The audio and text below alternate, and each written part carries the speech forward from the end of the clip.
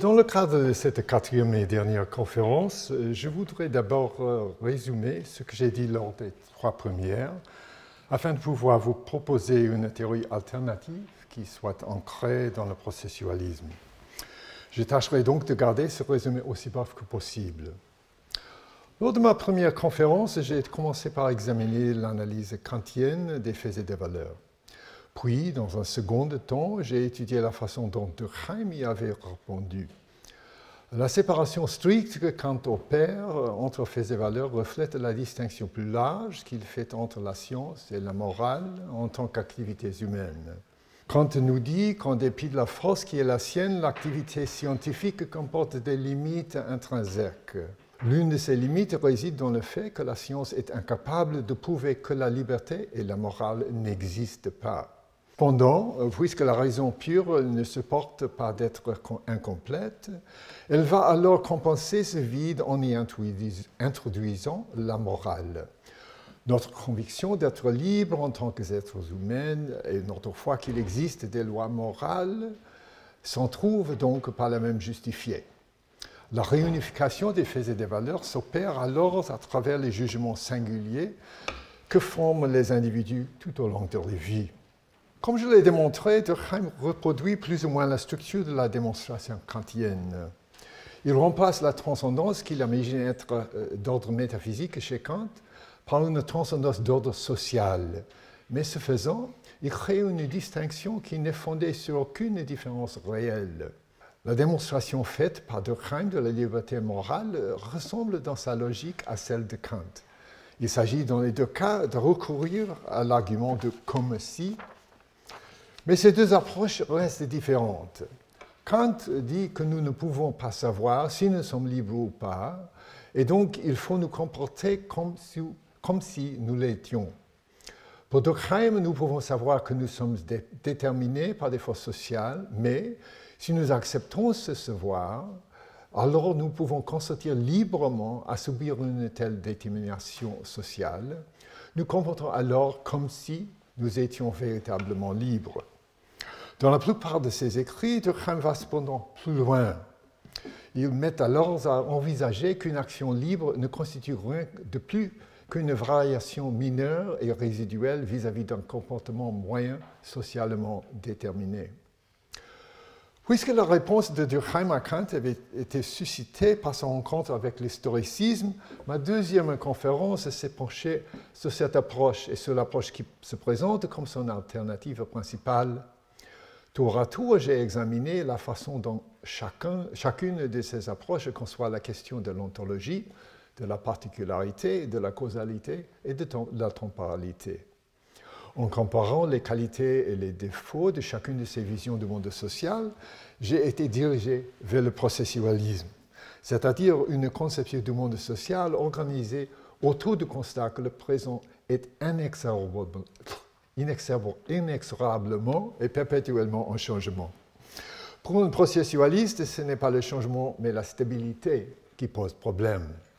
L'approche processuelle tient compte du fait que les effets et les perceptions causées par un événement ne se déplacent pas tous à la même vitesse à travers la structure sociale.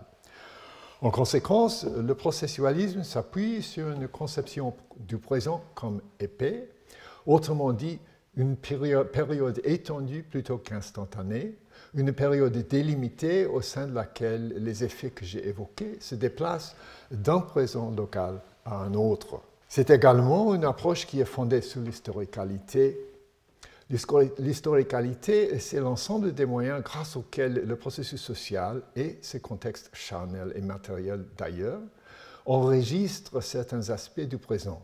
Cet enregistrement a lieu d'une manière telle qu'elle participe à la stabilisation des lignages des événements et à la prolongation de l'impact que peuvent avoir des événements autrefois présents et désormais passés.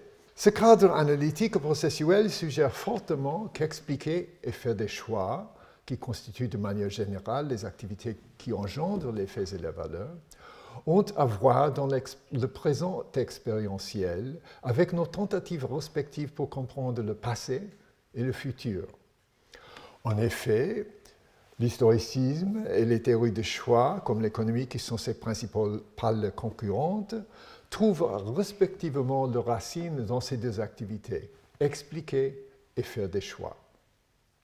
À travers l'analyse des deux célèbres textes de Max Weber, j'ai donné lors de ma troisième conférence une illustration de ce que je viens de décrire à propos de l'approche processualiste, mais j'ai également montré qu'expliquer, c'est-à-dire regarder vers le passé, et faire des choix, c'est-à-dire regarder vers l'avenir, sont des activités qui se chevauchent nécessairement dans le présent. J'ai ainsi précisé que j'entendais par présent épais une notion développée au cours de ma seconde conférence et qui découle d'une ontologie processuelle du monde social. Faits et valeurs, ou si vous préférez, expliquer et choisir, sont des activités qui ont lieu de façon simultanée et par conséquent, elles ne peuvent probablement pas être séparées autrement que par un découpage purement analytique. Ici, l'ironie est d'autant plus mordante que Weber s'applique dans ces deux conférences à réaffirmer la validité de la séparation kantienne stricte des faits et des valeurs. Passons donc au programme qui nous attend pour cette quatrième et dernière conférence. Kant a strictement séparé faits et valeurs et la solution qu'il a apportée au problème des faits et des valeurs est essentiellement d'ordre logique. De manière audacieuse et prometteuse, Durkheim a tenté d'historiciser l'approche kantienne afin de la rendre davantage conforme à la réalité empirique. Mais cette tentative a échoué pour deux raisons. La première raison est que Durkheim a conservé trop d'éléments du dispositif kantien, et la deuxième raison est que l'historicisme est une approche qui comporte elle-même plusieurs problèmes fondamentaux. Ces problèmes sont à rattacher à l'incapacité de l'historicisme à rendre compte du futur et du fait que celui-ci est contenu en germe dans le présent, c'est-à-dire à travers la dissémination discrète, mais toujours en cours, des conséquences du passé dans la structure sociale du présent. Nous avons également vu que les théories visant à voir le futur échouaient à prendre en compte de manière satisfaisante le passé, dont les événements sont constamment travaillés dans le présent par les forces qui le peuplent. En outre, comme nous avons vu à la fin de ma troisième conférence, il est clair que les chercheurs en sciences sociales doivent aussi combiner faits et valeurs dans leurs travaux. Cet effort doit être conscient car, que nous le voulions ou non, nous sommes voués à mélanger faits et valeurs de façon inconsciente dans nos analyses. Tout cela nous amène à théoriser à nouveau frais et de manière processuelle la façon dont les faits et la valeur se mêlent dans le présent. C'est donc à cette tâche que je vais désormais m'atteler. Pour cela, permettez-moi de revenir à l'ontologie processuelle que j'ai développée lors de ma seconde conférence. Dans ce cadre, tout ce qui compose le monde social a une histoire, et par conséquent, les faits, les valeurs et le rapport qu'ils entretiennent doivent aussi avoir une histoire. Peut-être cette idée nous aidera-t-elle à approcher le problème des faits et des valeurs d'une nouvelle manière. Voici donc notre programme d'aujourd'hui. Dans un premier temps, je rappellerai l'hypothèse formulée lors de ma deuxième conférence, selon laquelle faits et valeurs auraient respectivement à voir avec le passé et le futur. Je prolongerai alors cette intuition à travers le concept de sédimentation en tant que processus. Dans un second temps, je m'appuierai à nouveau sur une idée développée à l'occasion de ma seconde conférence, à savoir que le temps social et l'espace social sont peut-être une même et unique propriété. Je soulèverai alors la possibilité que le processus de sédimentation que je viens d'évoquer est un alter ego sur le plan spatial que je qualifierais de réciprocité. Ce dernier processus, cependant, se révélera à l'examen plus complexe que celui de sédimentation. Dans un troisième temps, je tâcherai de développer et de généraliser ces concepts de sédimentation et de réciprocité, alors encore à l'état de débauche. Je défendrai l'idée que dans le présent épais opèrent simultanément deux processus. Le premier constitue une partie de ce présent comme un présent factuel, contraint, donné. Le second fonctionne de manière sensiblement différente en ce qui construit une partie du même présent à travers des choix et des possibilités.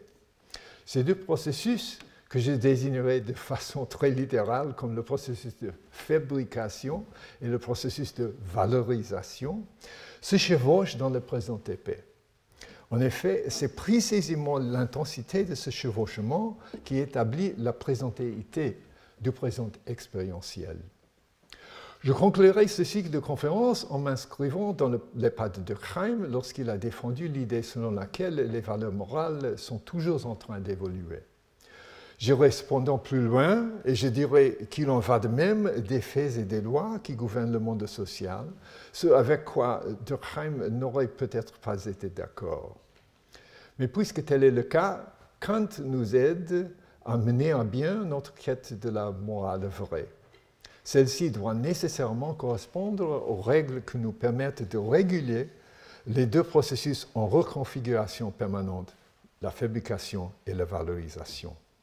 Cette morale vraie doit prendre la forme d'un impératif catégorique qui commanderait la façon dont nous pouvons gouverner le rapport entre la fabrication et la valorisation à un moment donné de notre expérience. Notre programme du jour comprend donc 4 étapes: sédimentation, la réciprocité, les processus de fabrication et valorisation, et une proposition d'impératif catégorique processuel. Commençons donc avec le processus de sédimentation. J'ai précédemment émis l'idée que le périmètre des valeurs est en réalité le même que celui des choix qui sont possibles, autrement dit le futur. De même, j'ai émis aussi l'idée que le périmètre des faits est en réalité le même que celui des choses qui sont expliquées, autrement dit le passé. Ainsi, de même qu'il existe une forte affinité, mais pas une équivalence, entre les valeurs, les choix et le futur, de même existe-t-il une forte affinité, mais pas une équivalence, entre les faits, l'irrévocabilité et le passé. C'est précisément cette affinité qui nous donne l'impression que le passé peut être expliqué et le futur est ouvert. Faisons désormais le lien entre ces deux idées. La vie d'un événement est donc un processus au long cours que l'on peut se représenter de la manière suivante. Au départ, cet événement n'est qu'un rêve. Ce rêve devient ensuite, tour à tour, une possibilité, une probabilité et enfin une action. Le processus se poursuit alors de faits localisés qui commencent à faire l'objet de discours eux aussi localisés. L'événement se transforme en opinion largement répandue dans la population, puis en fait qui fait autorité. Les déterminations engendrées par un événement se disséminent de la même façon. Bien entendu, les conséquences immédiates de cet événement ont bien un caractère irrévocable. Par exemple, le décès d'un individu n'a pas besoin d'être construit socialement pour avoir des conséquences bien réelles. Mais ces conséquences prennent bel et bien du temps pour disséminer à travers le processus social. Un décès a d'abord un impact financier sur la famille du défunt. Dans un second temps, ce sont lieux de travail, les fonctions que le défunt assurait doivent être restituées aux employés restants. Dans un troisième temps, ce décès a un impact sur les associations dans lesquelles le défunt était peut-être bénévolé, et ainsi de suite. Mais cette trajectoire que j'ai décrite comme linéaire constitue bien entendu un idéal type. En réalité, voici comment il faut s'imaginer ce processus. Les rêves au sujet de l'avenir sont semblables à des centaines de flocons de neige. Ces flocons sont si légers qu'ils virevoltent lentement, commençant très haut dans le ciel, puis descendant progressivement vers de plus basses altitudes, celle de la possibilité, puis de la probabilité. Soudain, une brise, celle de l'imagination, les ramène vers une altitude plus élevée, où règnent les envies. Mais parfois, ces flocons se dissolvent et n'existent désormais plus qu'à l'état de vapeur. À des altitudes encore moins élevées, les flocons grossissent et s'alourdissent et s'agglomèrent peut-être jusqu'à constituer une masse composée de plusieurs cristaux. Les vents doivent désormais être plus puissants pour réussir à les faire remonter à l'altitude de la probabilité, la probabilité à celle de la simple possibilité. Malgré cela, certains des flocons non encore agglomérés sont toujours susceptibles de s'évaporer. Les flocons les plus lourds finissent leur course sur le sol encore sec. Là, ils s'évaporent peut-être sur le champ et peut-être forment-ils une fine pellicule de neige qui finit par fondre et imbiber le sol, terreau de la réalité. Mais ici encore, l'eau qui composait ces flocons est brinque-ballée à droite ou à gauche et même tirée vers l'eau par la capillarité. D'une manière ou d'une autre, ces flocons fondus s'enfoncent lentement dans les profondeurs du sol, jusqu'à finir par atteindre la nappe phréatique, autrement dit, le véritable passé. Ce n'est qu'à cette étape, précisément quand les experts sont arrivés à un consensus à leur sujet, que l'on peut considérer que les faits sont morts et enterrés, désormais sans rapport aucun avec les actions du présent. Mais même dans ce cas, un historien un peu plus audacieux que les autres est susceptible, pour défendre un point de vue dans son présent, de creuser un puits dans le passé. Et voilà alors que les faits, pourtant morts et enterrés, reviennent à la surface et réintègrent le périmètre des activités du présent. Cependant, au cours de cette exhumation, ces faits sont réinterprétés. Dans le processus que je viens de décrire, qu'est-ce qui joue le rôle de la gravité? Il s'agit de l'inventivité permanente dont font preuve les humains au cours de leur vie, qui conduit inévitablement à ce que de nouvelles pensées et de nouvelles expériences recouvrent les précédentes. Et les vents du présent que je viens de décrire, que sont-ils au juste? Ils prennent la forme de bourrasques produits par l'imagination des individus et qui peuvent regonfler les chances qu'un événement survienne ou qu'un projet soit mené à bien. A contrario, ces rafales peuvent être aussi celles d'un sirocco qui viendrait alors assécher l'événement jusqu'à ce que la possibilité même qu'il se produise s'évapore complètement. Ce processus de sédimentation que je viens de décrire, nous pouvons le décomposer grossièrement en 3 étapes: avant, pendant et après l'événement. La sédimentation qui a lieu avant que l'événement ne survienne, nous pouvons l'appeler fixation. La fixation, ce sont tous les moyens par lesquels la probabilité augmente qu'un événement survienne. Ces moyens sont en réalité des actions miniatures. Par exemple, nous pouvons commencer à impoter un rêve ou un événement qui pourrait se produire dans un récit à visée prédictive. Nous racontons alors une histoire dont l'élan interne semble rendre la prochaine étape inévitable. Autre option, nous attachons un rêve à un événement ou un événement à un autre événement qui a plus de chances de se produire, précisément pour profiter de cette plus grande probabilité. Autre option, nous réorganisons une interaction qui a lieu dans le présent de manière à ce que la probabilité de l'événement que nous désirons soit encore plus grande. Ou peut-être nous croyons que cet événement a des grandes chances de se produire, ce que le fait advenir d'une manière presque performative. Toutes les options que je viens d'énumérer constituent des formes familières que prennent nos actions dans le présent, des actions qui visent à transformer un événement non encore advenu, un événement d'abord rêvé, que devient ensuite possible, puis probable, et ainsi de suite. Tout ce que je viens d'énumérer constitue des exemples de sédimentation active du futur. Et on peut les regrouper sous le terme d'anticipation. L'anticipation, c'est le processus par lequel le futur s'encode lui-même dans le présent. C'est donc un processus analogue à l'historicalité, cette dernière étant le processus par lequel le passé s'encode dans le présent. L'anticipation et l'historicalité sont des processus qui cherchent tous deux à modeler le présent, Le premier parce qu'il réduit l'éventail de possibilités, le second parce qu'il conserve certains aspects du passé. Pourtant, au cours de la fixation, la sédimentation active est complétée par une sédimentation passive, c'est-à-dire par toute une multitude de processus miniatures qui résultent de l'historicalité.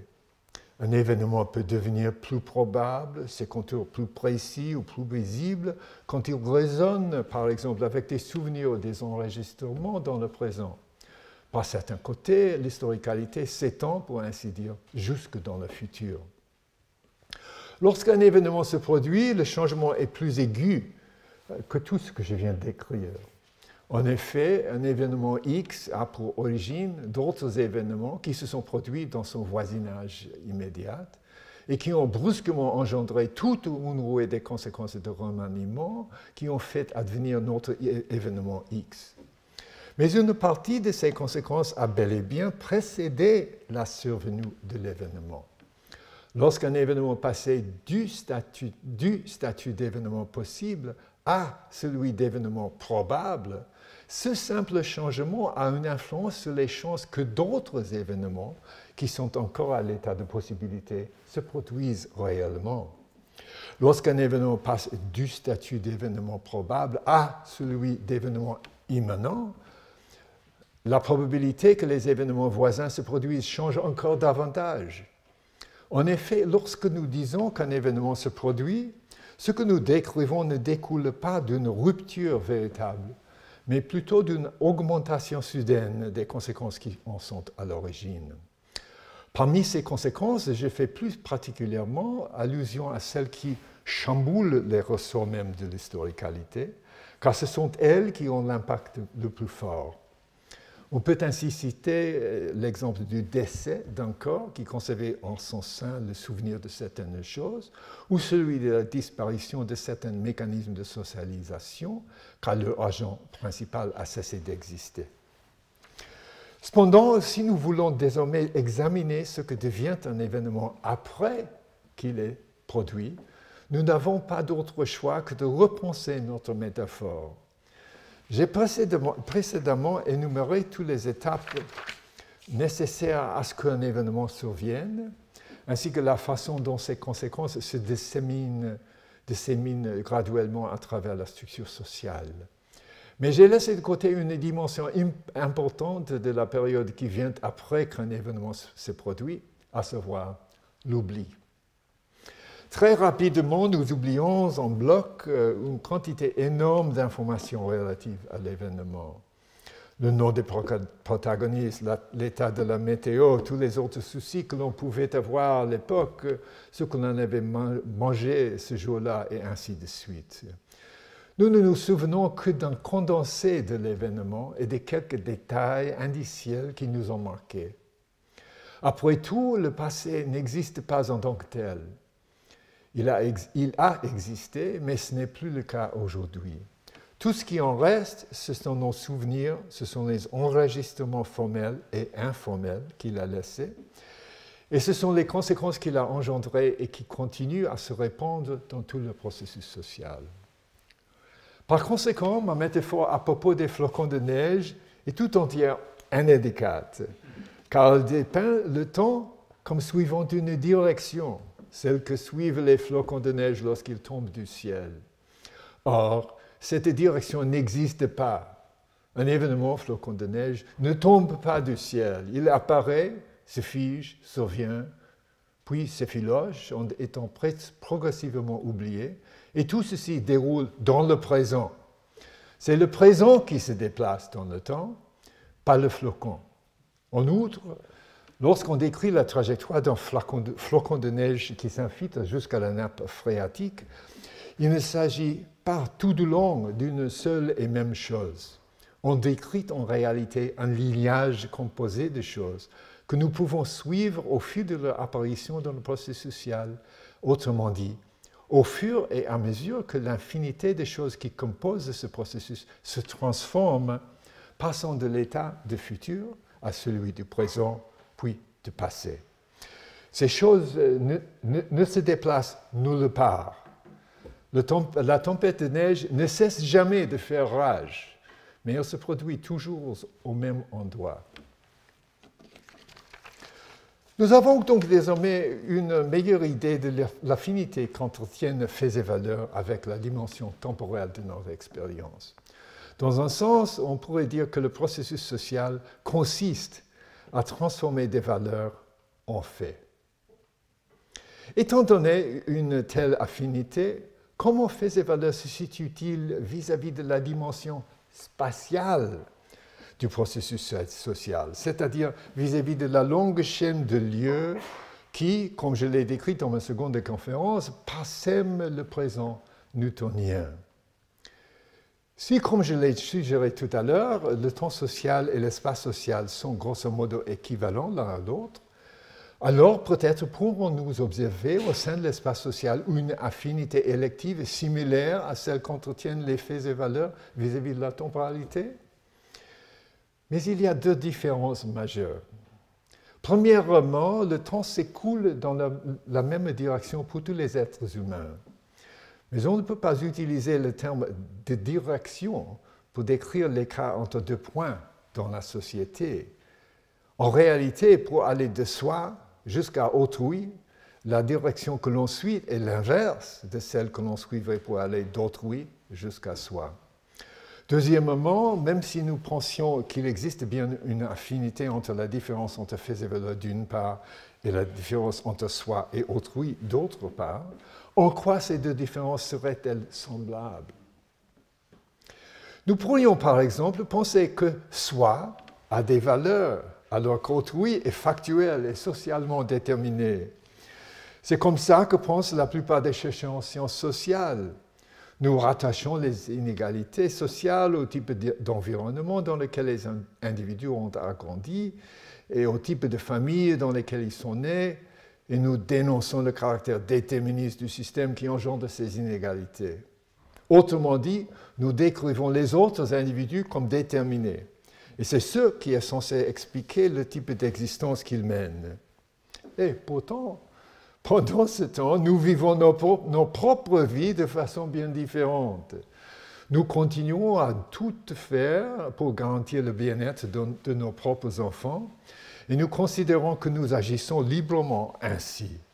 De plus, nous estimons généralement qu'aider nos enfants est une valeur morale qui prime sur celle qui consiste à réduire les inégalités sociales. De fait, nous considérons que les autres personnes sont déterminées et que nous sommes libres.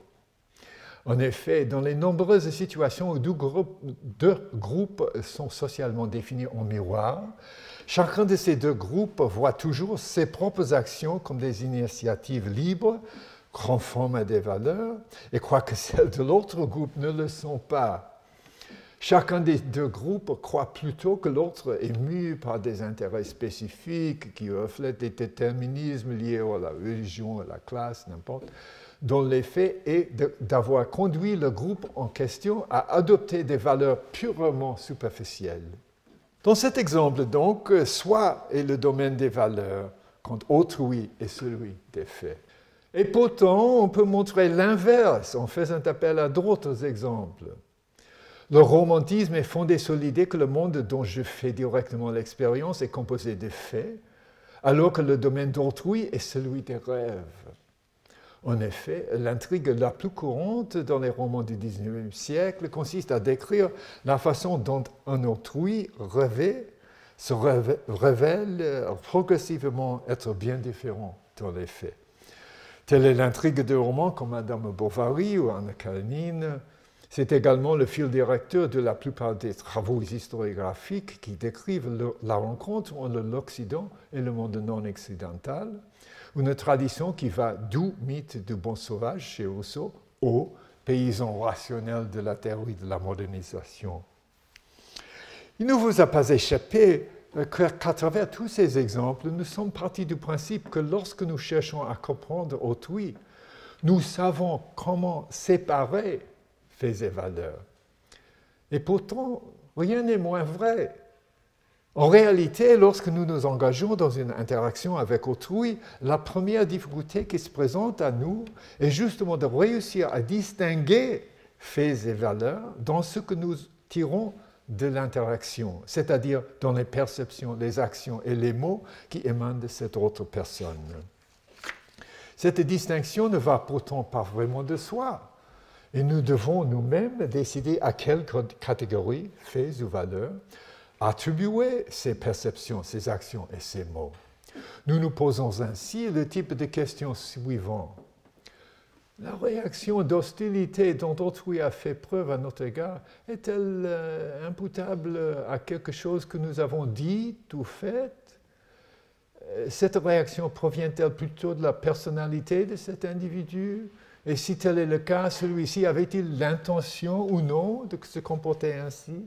Existe-t-il un stéréotype à notre égard qui conduirait autrui à partir du principe que tout ce que nous pouvons dire est mal intentionné ou trompeur?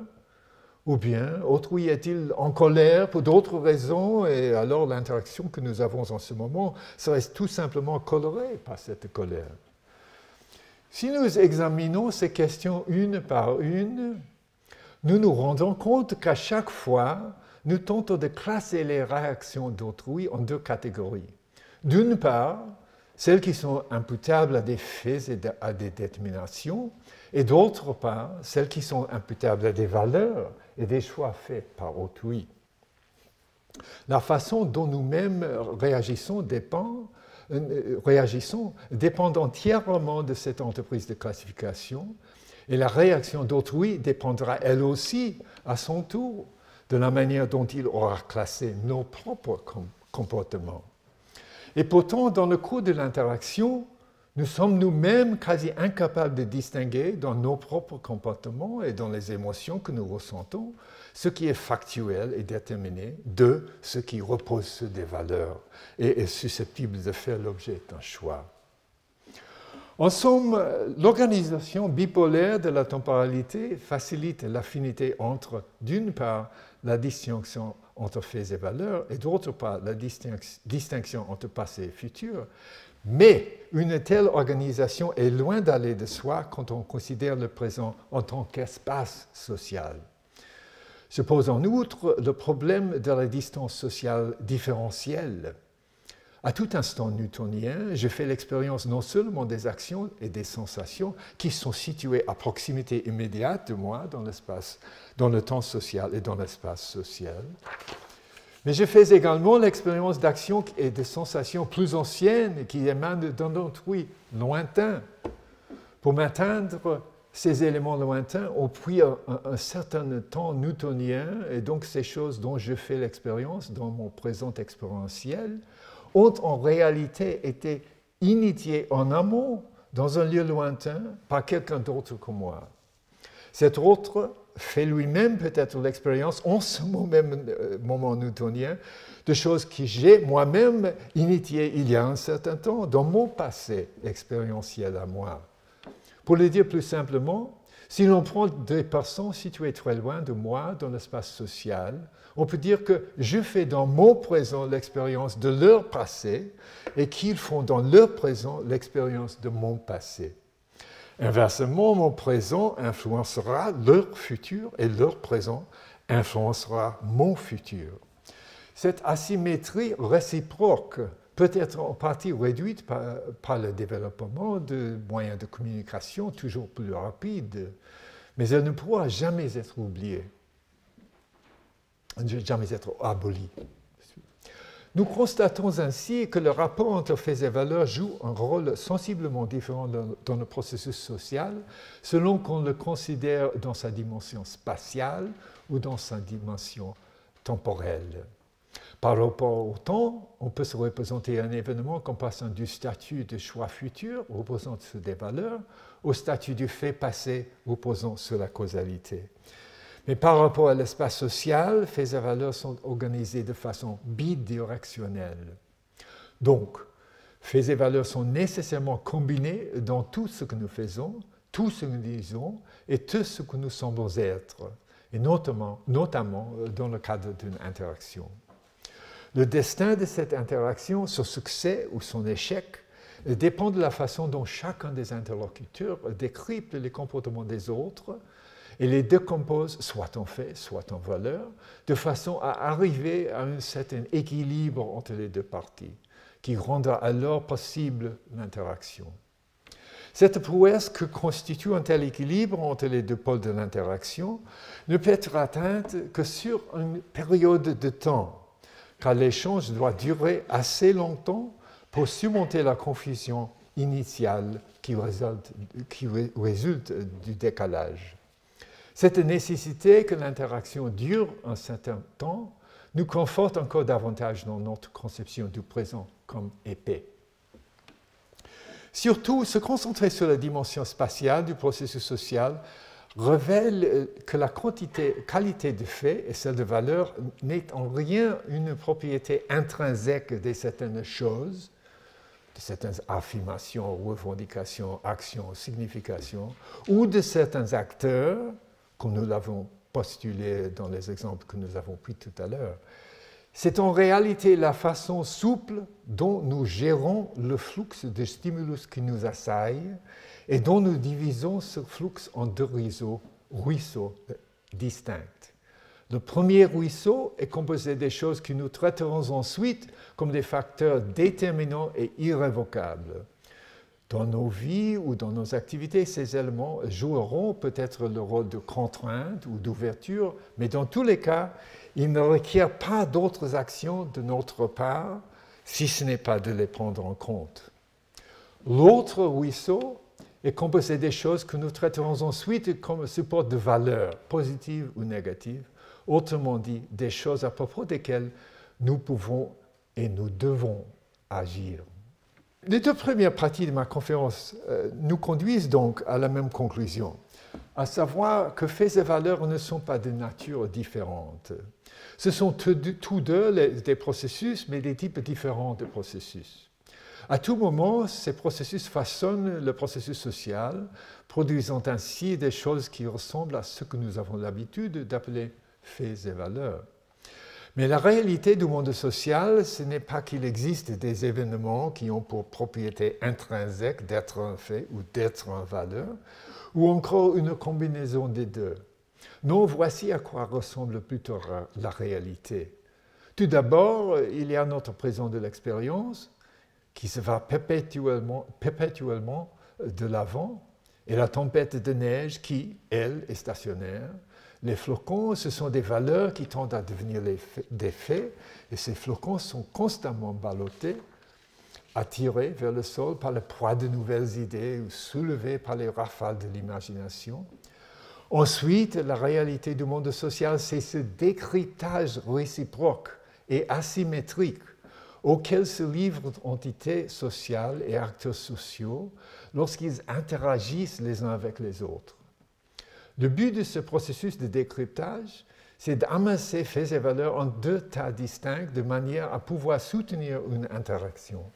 Faits et valeurs ne sont pas des choses dotées de telle ou telle propriété, mais plutôt les résultats provisoires de différents types de processus. Pour que nous gardions bien cela en tête, je donnerai à ces deux processus les noms de fabrication et valorisation. À tout moment, nous tentons de classer les perceptions, les actions et les événements du processus social en deux catégories. Ce qui nous saisissons le mieux en tant que fait et ce qui nous saisissons le mieux en tant que valeur.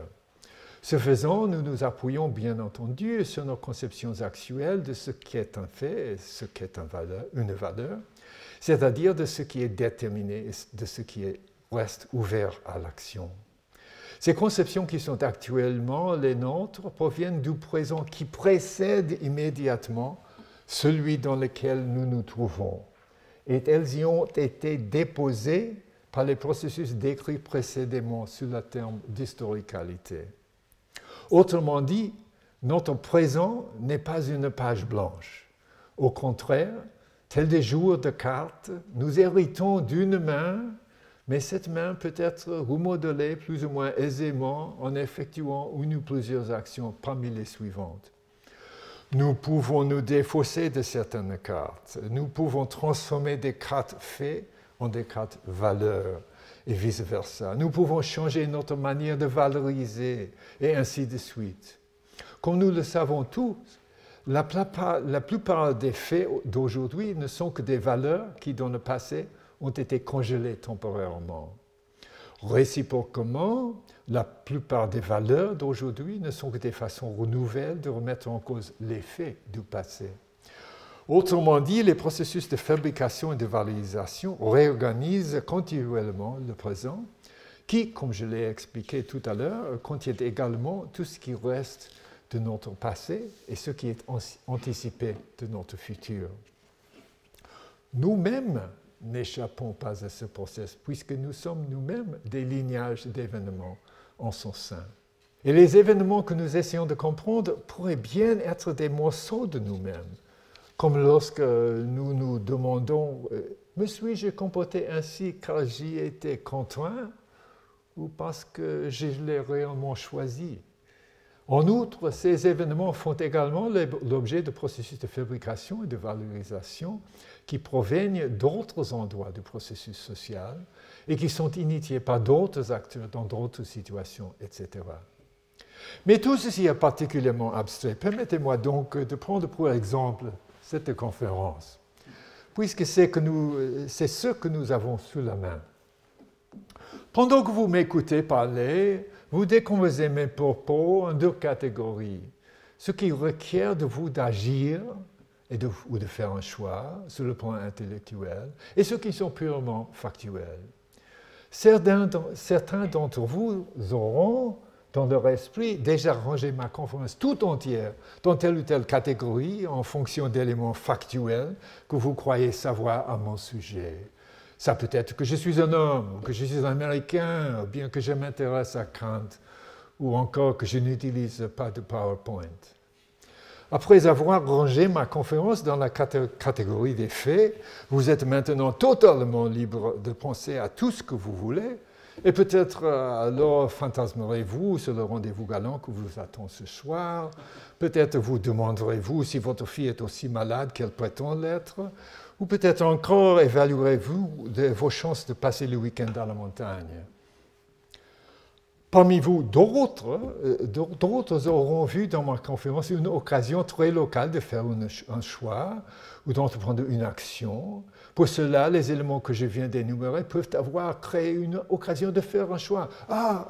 Vous êtes peut-être dit, le conférencier est un homme voyant qui va nous dire qu'il est sur le point de révolutionner les sciences sociales, parce que les hommes font des choses comme ça. Ah non, il est un peu trop vieux pour ça. Mais peut-être il va complètement nous déprimer avec des histoires de fin du monde. Enfin, pourquoi m'embêter à faire des plans sur la comète? Je n'ai qu'à attendre de voir si blablabla d'universitaire a un sens et si je peux en tirer quelque chose. En d'autres termes, vous venez pour assister à ma conférence, mais pendant que vous m'écoutez parler, vous passez votre temps à tourner mes propos dans tous les sens, de manière à trouver une occasion d'agir. Ce faisant, vous traitez certains aspects de cette conférence comme des faits qui imposeront des contraintes ou qui serviront de guide à un choix qui se présentera à vous dans le futur. Dans le même temps, vous traitez d'autres aspects de ma conférence comme la substance même de ces choix, et parfois même vous n'arrivez pas à décider si ces aspects constituent des faits ou des valeurs. Ces processus, vous en êtes les acteurs, vous le façonnez en privilégiant tel ou tel aspect en fonction du moment ou de l'objectif que vous poursuivez.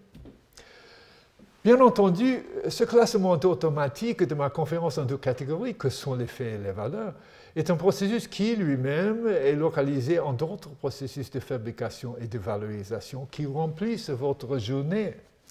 L'espoir que vous arriverez à battre une partie de la montagne de travail qui vous attend. Un engagement que vous avez pris et dont vous espérez réussir à vous défaire. Une inquiétude que vous avez depuis longtemps à propos de vos parents et ainsi de suite. Vous pouvez réarranger les cartes dans votre main afin de déployer vos processus de choix pour obtenir le meilleur résultat possible, quel qu'il soit. Parmi les cartes qui se trouvent dans votre main, beaucoup sont des faits, ou plutôt des choses que vous estimez pouvoir être considérées comme des faits.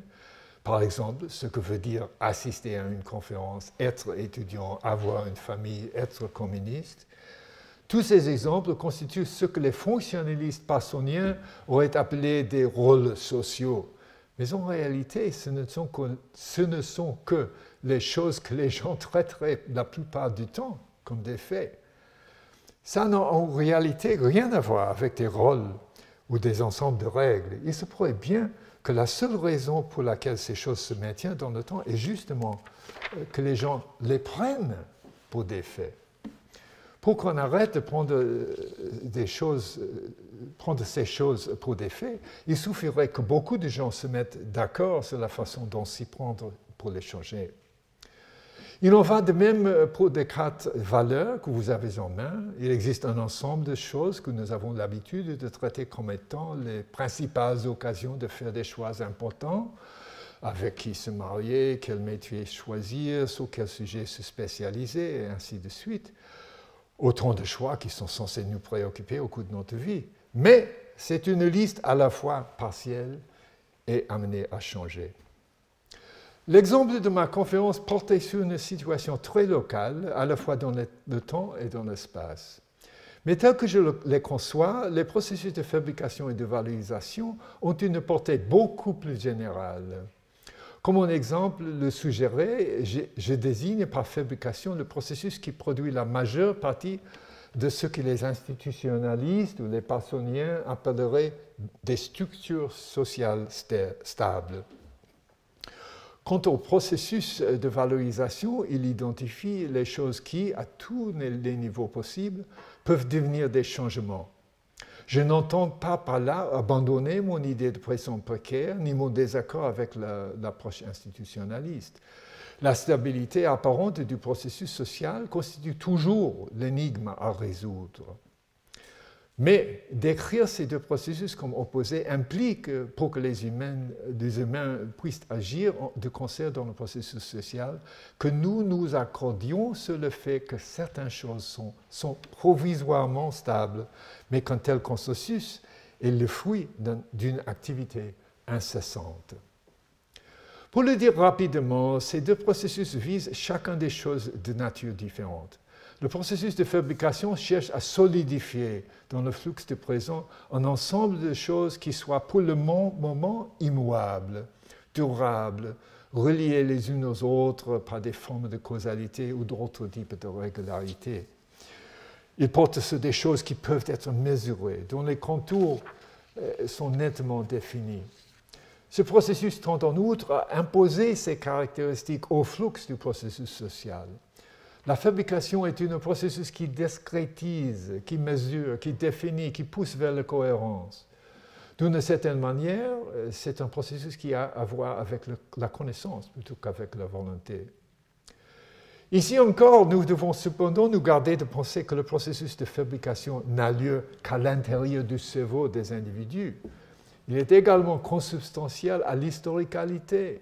Ce qui est mesurable est plus aisé à enregistrer et par conséquent à conserver. La fabrication est également consubstantielle à l'interaction. On arrive plus facilement à un consensus sur quelque chose dont la définition est claire.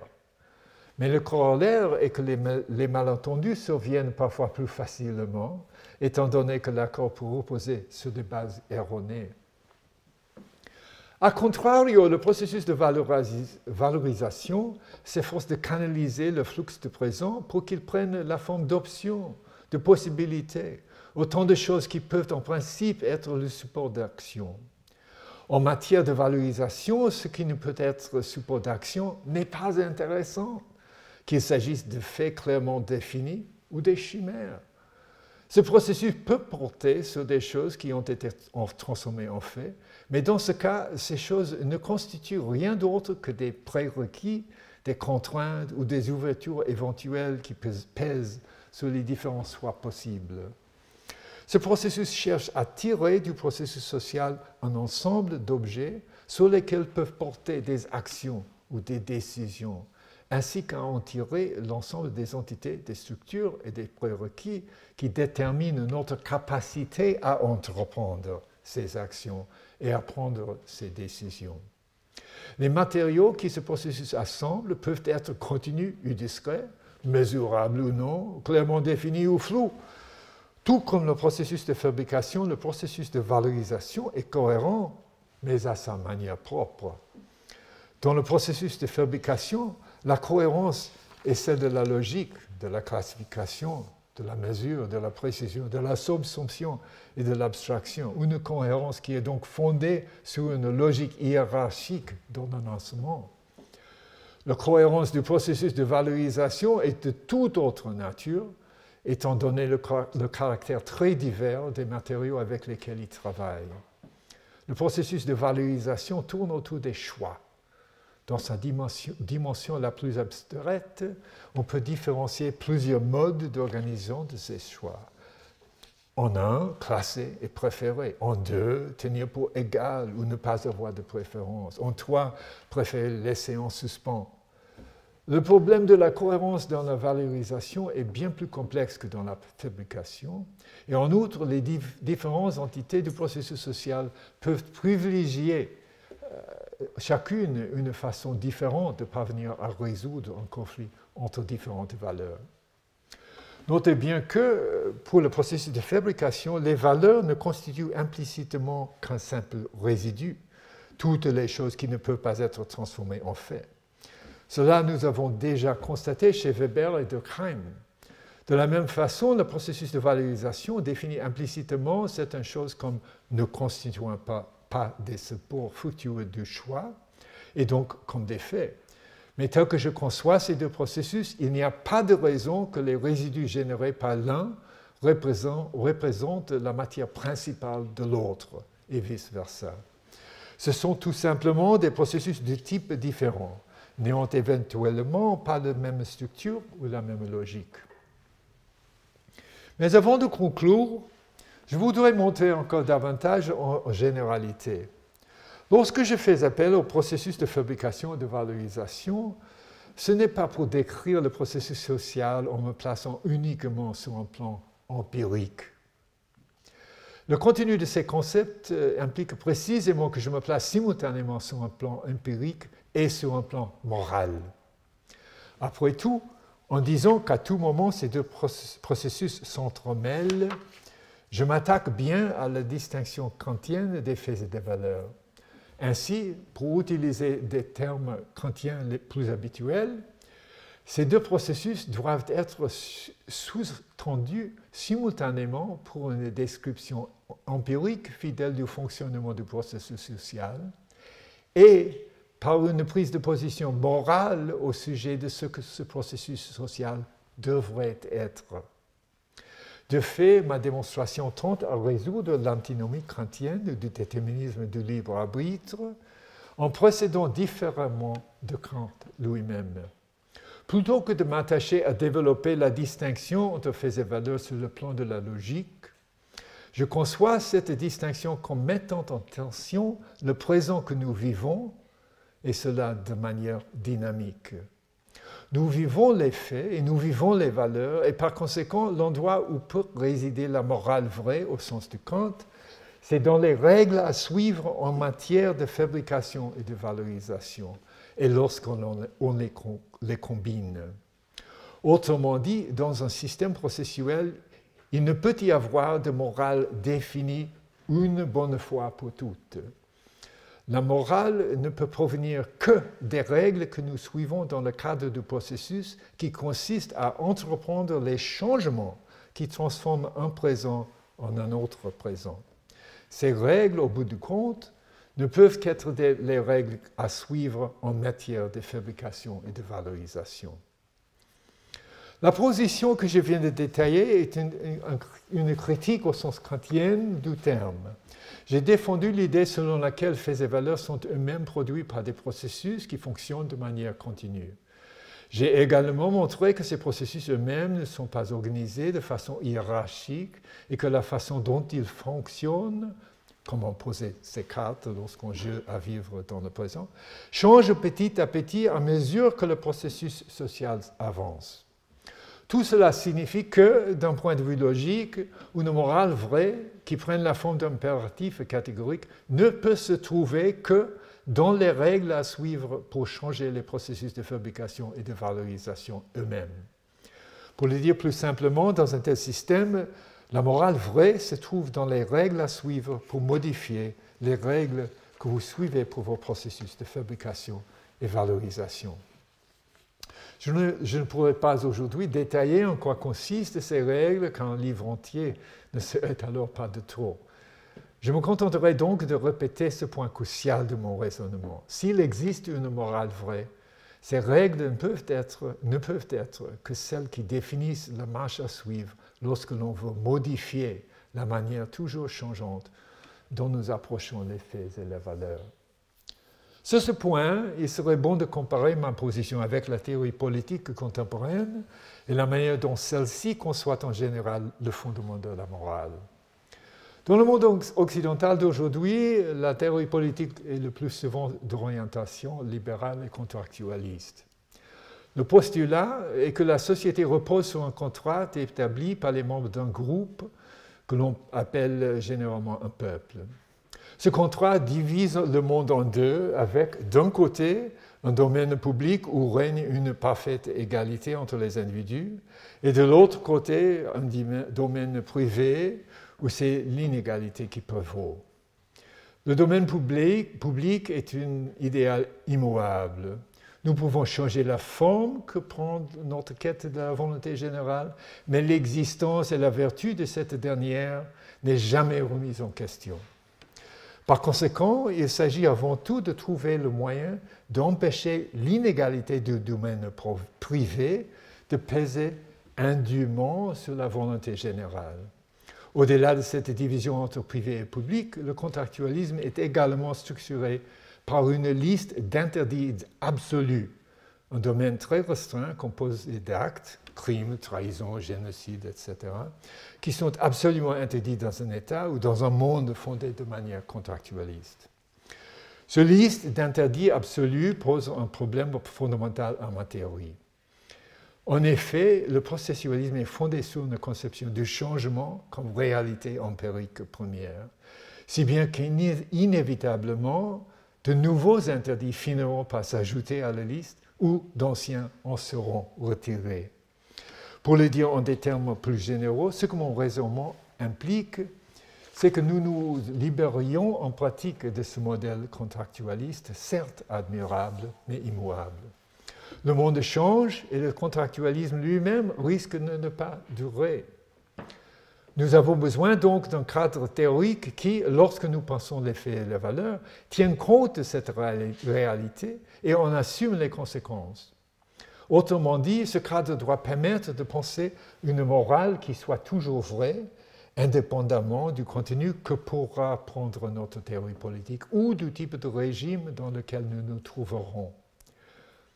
Une fois que nous avons admis que la société est perpétuellement en changement, nous nous rendons compte que le champ des possibles est très important, autrement dit que notre société pourrait visiter des réalités potentiellement très différentes. Certaines d'entre eux sont affreuses et maléfiques. Cependant, nous savons bien qu'en réalité, que nos sociétés se sont déjà retrouvées dans de telles situations. Et c'est pourquoi nous avons besoin d'une forme de morale qui s'y applique également, de manière à pouvoir en sortir aussi vite que possible. Pourtant, et nous le savons bien, au fur et à mesure que le processus social avancera et oubliera son propre passé, une telle liste de situations interdites finira nécessairement par être altérée. Les réalités changeant d'un point de vue empirique, mais que nous désignons toutefois sous le même terme de démocratie, en sont un exemple qui ne nous est que trop familier. Mais adopter une moralité processuelle présente un avantage certain par rapport à la perspective contractualiste. Nous pouvons en effet imaginer des règles qui couvriraient un éventail beaucoup plus large de situations dans lesquelles la société pourrait se trouver en termes de morale. Mais nous devons malgré tout tenter de conserver les réussites fondamentales du modèle stable qu'est le contractualisme, tel qu'il a été théorisé par les contemporains de Kant. L'une de ces réussites, c'est précisément cette liste d'interdits absolus. Nous pourrions alors nous demander ce qui garantit dans mon système théorique qu'une morale au sens véritable du terme existe bel et bien. C'est-à-dire une morale qui aspire à garantir ce que nous considérons généralement comme bénéfique, les comportements prosociaux et altruistes, l'état de droit, la croyance en la dignité de la personne humaine, le fait de se montrer responsable à la fois vis-à-vis du passé et du futur, et en même temps de prendre soin de notre présent. Dans mon œuvre théorique, je pense que cette garantie qu'il existe une morale vraie repose au bout du compte sur un fait. Ce fait, c'est que la personnalité et même le fort intérieur d'un individu proviennent principalement de l'expérience qu'il fait du monde social. Cette formulation est provisoire et je n'ai pas encore trouvé la solution satisfaisante de ce problème. Mais je suis bien conscient que si mon ambition véritable est d'inventer une position morale et pas simplement d'imposer une nouvelle analyse empirique, alors il me faut trouver une solution qui ressemble au fait que je viens de partager avec vous. Malheureusement, le temps qui m'est imparti dans ce cycle de conférences ne me permet pas d'être plus précis. Permettez-moi à présent de vous proposer un résumé de ces 4 conférences. Lors de ce cycle, je me suis évertué à mettre en lumière les problèmes posés par la conception kantienne des faits et des valeurs et par les alternatives formulées ultérieurement en réaction à Kant par un certain nombre de sociologues classiques. Kant lui-même avait perçu très clairement que sa position était menacée par les preuves empiriques que la morale changeait au cours du temps. Pour résoudre ce problème, il a formulé un impératif catégorique qui fait de la morale un énoncé purement formel, de manière à être valable dans le monde social en tout temps, en tout lieu, en toutes circonstances. Chacun à sa manière, ni Marx ni Weber ne sont départis de ce cadre kantien. Marx n'a pas réussi à résoudre le problème de la liberté humaine et Weber n'a pas su réconcilier objectivité et morale en continuant à les concevoir comme des idéaux indépendants et contradictoires. Durkheim a répondu sans détour à Kant, mais s'est trompé en pensant que ce dernier s'était contenté de postuler une nouvelle forme de métaphysique. Durkheim a donc essayé de déplacer l'argument kantien de la transcendance à la nature, qui sont ses propres termes. Cependant, il a en réalité involontairement reproduit l'analyse kantienne en faisant du social sa nouvelle métaphysique transcendantale. Sur le plan de la nature, Durkheim s'est contenté de réduire le périmètre de la morale à tout ce qu'un questionnaire définit comme tel, mais dans ses propres actions, il n'a clairement pas fait sienne cette définition. La stratégie qui est la mienne n'est pas de chercher à éviter de penser de façon historique, mais de justement prendre cette dimension à bras-le-corps afin de mieux concevoir les faits et les valeurs, c'est-à-dire de reconnaître que ceux-ci sont en partie intégrés au flux de l'expérience de l'histoire elle-même, à la fois à travers le temps et à travers l'espace social. Les processus de fabrication et de valorisation sont intégrés dans le processus de vivre dans le présent. Ils ont donc une dimension universelle puisque nous vivons toujours dans le présent, quel que soit l'emplacement de ce présent dans le flux du temps. Par conséquent, je peux pour ces processus proposer des idéaux qui soient moins abstraits dans la logique que ceux proposés par Kant. En particulier, mes idéaux pourraient être intemporels, même s'ils prennent en compte le caractère constamment changeant du contenu des valeurs dans une société, une réalité qui a tant dérangé Durkheim. Certes, ces idéaux devront posséder la qualité d'apparaître de façon automatique dans le processus de vivre le présent, car l'approche processuelle implique que ces idéaux, comme toutes choses, sont constamment sous la menace de ne pas se prolonger. En proposant ces idéaux, j'adopte donc en réalité une véritable position morale à propos de la philosophie de l'histoire. Je me déclare un optimiste. Mais en adoptant une ontologie de processus social fondamentalement processuel, c'est-à-dire en m'éloignant du Kant théoricien des trois critiques pour me rapprocher du Kant plus pragmatique de l'idée d'une histoire universelle, j'ouvre la voie à une nouvelle approche du problème des faits et des valeurs. Celle-ci permet de mieux comprendre les cas concrets où cette question des faits et des valeurs se pose, comme par exemple le fait que les universitaires se soient considérablement politisés au cours des 40 dernières années, l'évolution des rôles de genre, ou encore la tentative visant à imposer au reste du monde le contractualisme comme système politique universel. Je défends l'idée que de tels changements se produisent tout le temps et que nous devons trouver le moyen de les engendrer et de les vivre et de les diriger d'une façon qui remplisse le mieux des critères moraux pour le changement. Mais dans le même temps, ces nouvelles règles pour changer la façon dont nous fabriquons et valorisons devront conserver l'essentiel des atouts des approches préexistantes, par exemple ceux de contractualisme dont nous venons de discuter. Ceci étant dit, cette nouvelle perspective a bien d'autres tâches à accomplir et c'est la raison pour laquelle je ne vous propose pas ici de critères en tant que tels. À d'autres occasions, j'ai détaillé les formes diverses que ces critères pouvaient prendre en termes de résultats souhaitables pour la société et je finirai par assembler tout cela dans un livre sans doute. Pour l'instant, cependant, j'espère vous avoir persuadé au cours de ce cycle de conférences qu'il est possible d'envisager le problème des faits et des valeurs d'une nouvelle manière.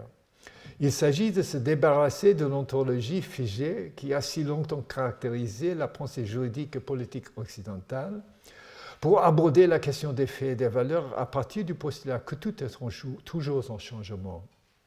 Cette perspective nous met en difficulté quand nous ne sommes plus en terrain familier. Mais je pense qu'une approche de ce type a deux atouts. Elle est davantage réaliste d'un point de vue empirique, ainsi que plus solide d'un point de vue factuel, et elle se montrera davantage morale à très long terme du point de vue moral. Le parcours que nous devons accomplir entre la société dans laquelle nous sommes et une société qui soit viable, juste et humaine, sera long et semé d'embûches.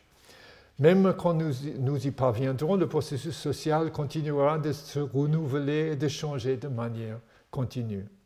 D'ici là, nous devons regarder en face une humanité qui est divisée en d'innombrables façons et qu'aucune valeur partagée ne fédère, si tant est même qu'il soit possible que l'humanité puisse être véritablement unie autour des valeurs partagées. S'il existe des règles morales qui puissent nous guider sur ce difficile parcours, celles-ci doivent régir la façon dont nous modifions les faits et les valeurs de la société, quel que soit le présent où nous nous retrouverons. Cela, nous le faisons sans cesse, mais l'enjeu ici est de trouver comment le faire d'une manière qui soit juste. Et d'ailleurs, cette manière ne doit pas seulement se montrer juste vis-à-vis des vivants, mais aussi vis-à-vis de ceux qui ont vécu et de ceux qui vivront un jour. Se dresse donc devant nous une montagne de travail intellectuel et moral à abattre. Qu'attendons-nous donc pour nous y mettre ?